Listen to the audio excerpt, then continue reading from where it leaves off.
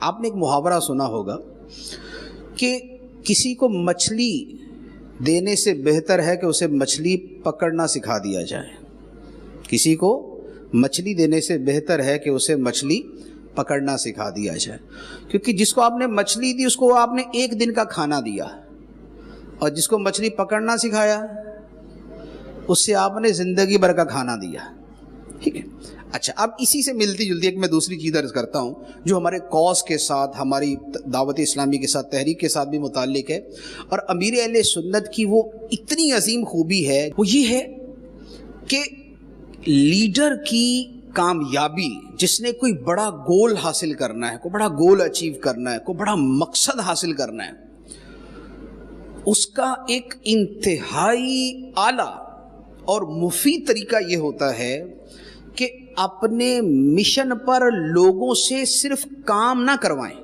اپنے مشن پہ لوگوں سے صرف کام نہ کروائیں،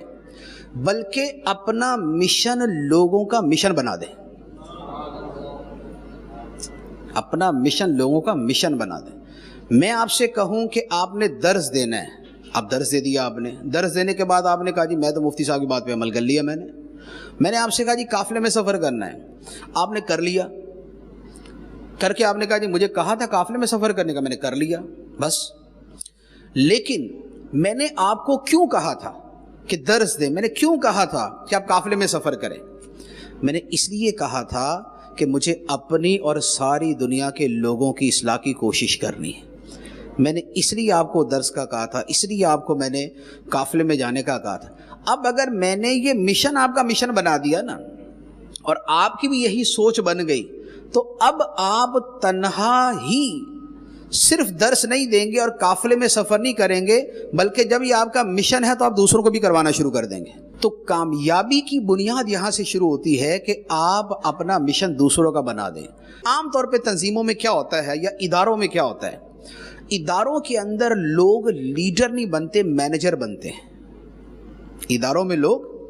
لیڈر نہیں بنتے بلکہ مینیجر بنتے. مینیجر کا مطلب یہ ہوتا ہے کہ اس نے بس دوسروں سے کام کروانا ہے،